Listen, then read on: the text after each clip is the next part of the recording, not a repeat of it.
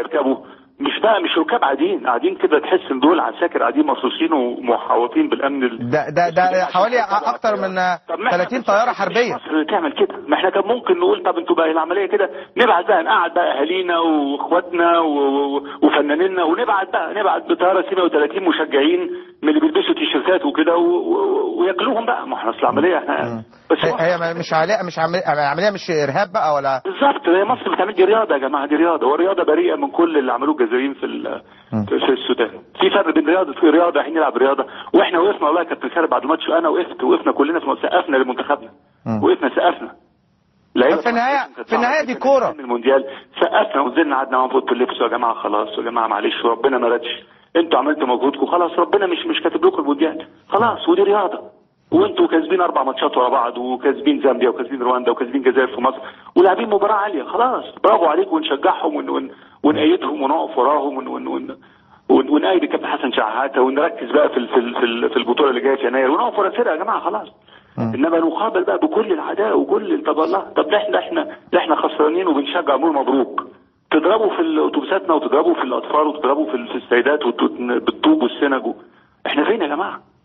يعني ده اخلاق الفرسان يا استاذ علاء، خلاص يعني لازم يبقى في كده خط نقف ونقول كفايه. اخلاق الفرسان يا استاذ علاء، لما يكون معايا سيف واللي قدامي معهوش سيف بديله سيف تاني من عندي عشان يبارزني، دي اخلاق الفرسان. مين؟ ما هو في كم السيدات والاطفال لو تحصرهم من الطرق كتير. انتوا الستات كلها ناس بتكذب، بنات وستات بيعيطوا وناس خايفين، حتى مش شرط ان انا يعني اقطع وادخل انعاش، انما العمل النفسي يعني بيبقى في طفل واطفال وستات قاعدين وبيترعشوا مرعوبين نفسيا، ما دي في حد ذاتها جرم يعني. مش لازم افتح لك راسك ولا ما اعمل لك قتل عشان يبقى الجرم تم. لا وبعد كده ده انت كمان كسبان. قلت عليك انا اسف، طولت عليك. لا يا استاذ علاء، ده انت كمان كسبان يا استاذ علاء، ده انت مش خسران، ما لو خسران كان حصل ايه؟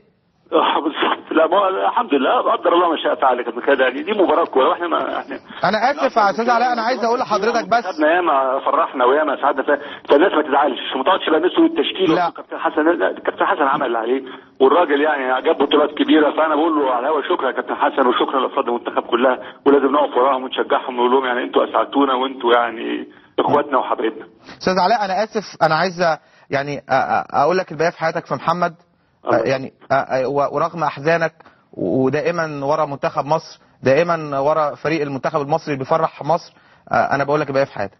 شكرا كابتن. شكرا استاذ علاء مبارك.